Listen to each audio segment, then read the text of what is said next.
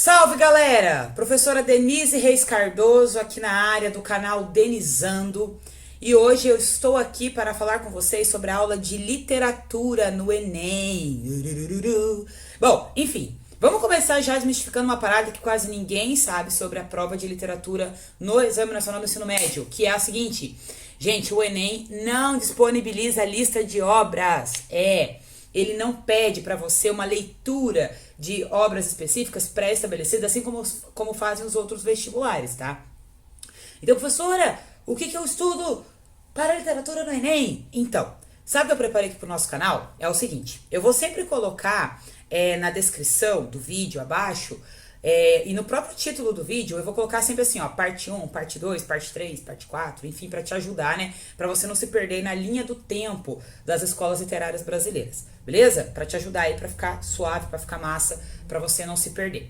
Bom, então vamos lá, vamos começar aqui já colocando que é o seguinte: aquilo que eu comentei agorinha, tipo, não cai obra nenhuma, professora, como assim? Meu Deus, me mandaram ler Dom Casmurro, me mandaram ler Grandes Sertões Veredas. Eu fui enganado! Não, você não foi, porque é o seguinte: o Enem não pede para você ler a obra X e Y, porém, ele pode cobrar. Aí você pensa assim: rapaz do céu, como assim, professora?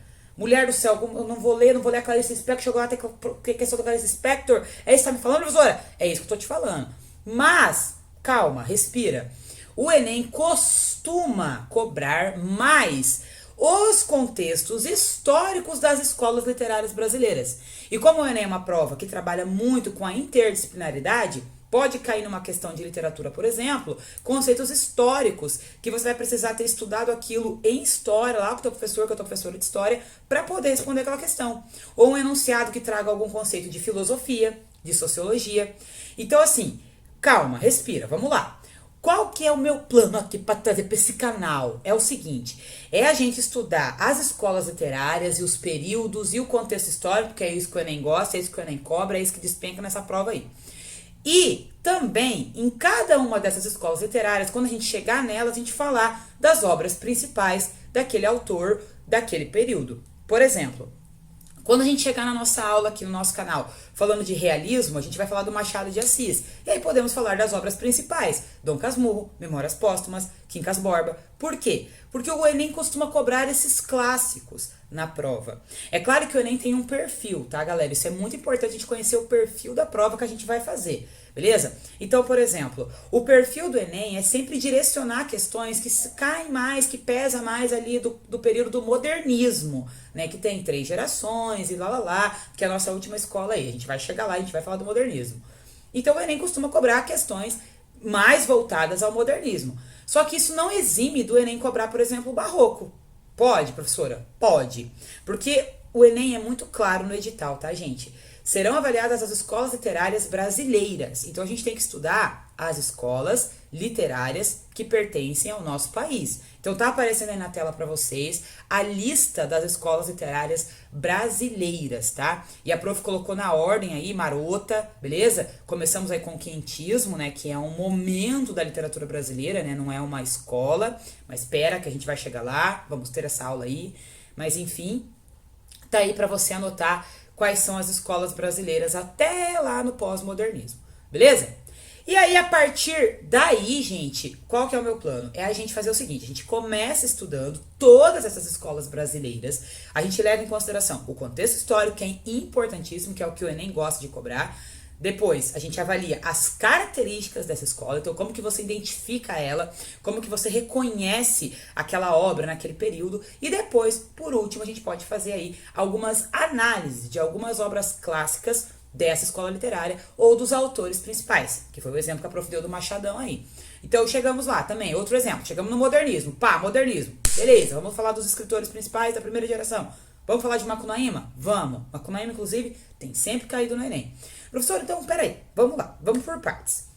Primeiro, o edital pede que você conheça as escolas literárias brasileiras. Ponto. Isso nós já entendemos. Então, a gente vai estudar escolas literárias brasileiras. Segundo ponto, o Enem também, com esse estudo das escolas, ele vai cobrar de você aquela pegada interdisciplinar que a prof comentou. Então vai cair aí muito, você vai precisar saber muito do contexto histórico daquela escola literária para você poder direcionar, né, aí o teu estudo. Então, beleza. Então, a gente vai estudar a escola literária, as características dela e o contexto histórico. Fechou? Fechou. Agora, a parte das obras, o que o Enem tem feito? O que nós, professores de literatura, costumamos fazer para ajudar os alunos, né?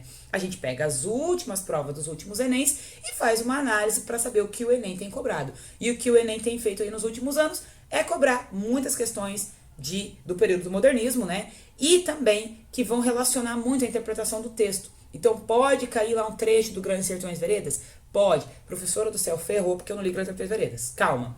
A questão do Enem, geralmente, ela direciona para uma interpretação daquela obra e vai ser muito mais importante você reconhecer o contexto em que ela foi escrita, quem é o autor, as características do autor e saber relativizar aquilo com o período em que ela foi feita, né? Quais são as ideias sociais que o autor trouxe para dentro daquela obra, sabe? Vai ser muito mais importante você saber isso do que propriamente, sabe, você ficar preso nessa ideia de que, ai meu Deus, eu tô desesperado porque eu não li Jesus, socorro, amém.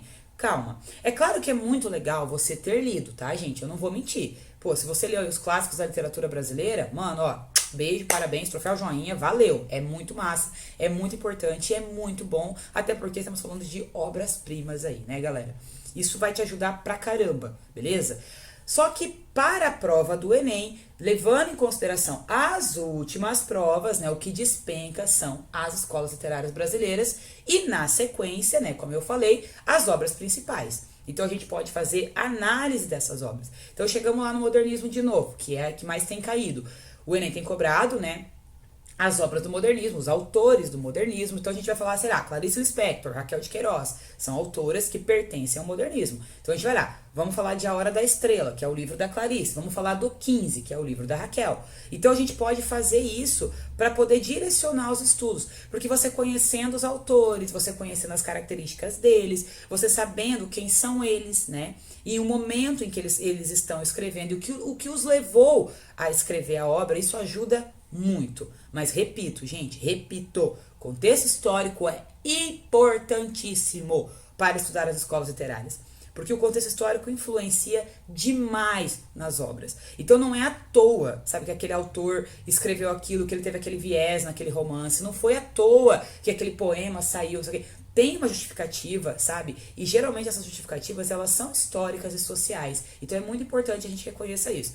Professora, também não quer dizer então que, tipo, sei lá, todos os poemas do Carlos Drummond teve uma justificativa. Não, gente, também não é assim. A gente tem que ir, né, devagar.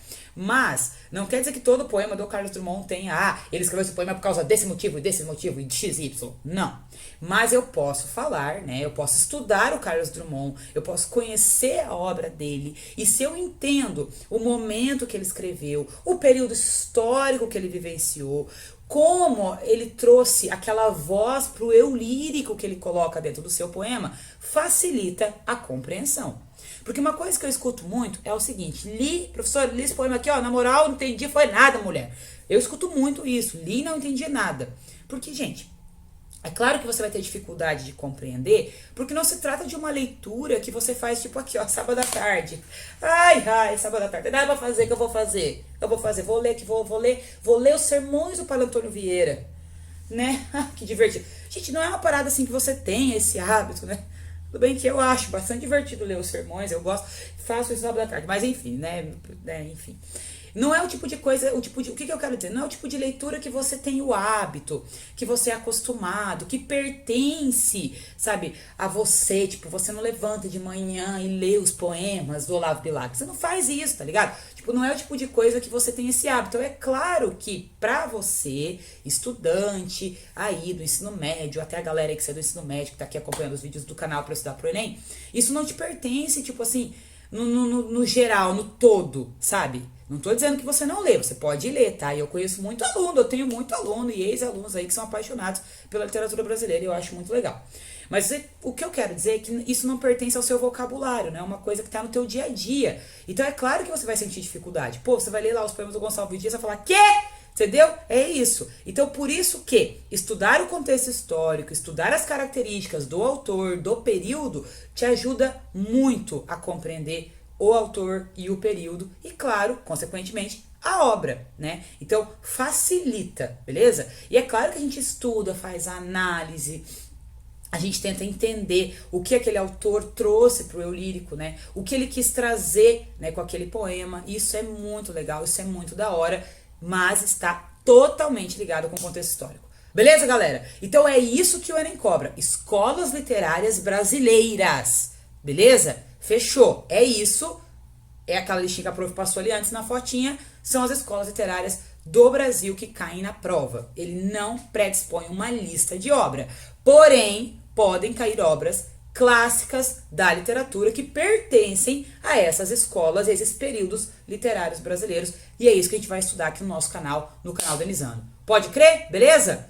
Muito obrigada para quem viu a aula até aqui. Acompanha aí que a prof vai postar já na sequência, como eu falei, vai ser parte 1, parte 2, esse aqui é a parte 1 de literatura. Na sequência, outro vídeo vai ser a parte 2 e a gente já vai começar com a voadora no peito, já vamos chegar no quinhentismo, que é o primeiro momento aí da literatura brasileira, beleza? Sempre no mesmo esquema para te ajudar, para você conseguir manter a ordemzinha aí dos teus estudos. Pode crer? Tamo junto, muito obrigada. E aí faz os negócios tudo, né? De se inscrever, de mandar, de compartilhar, de apertar o negócio do sino aí, o negócio do joia. Faz os negócios tudo aí, comenta aí embaixo se você gostou, não gostou, se você teve dúvida. E é isso aí, pode crer, tamo junto. Muito obrigada, gente. Até a nossa próxima aula aí de literatura para o Enem. Um beijo, falou!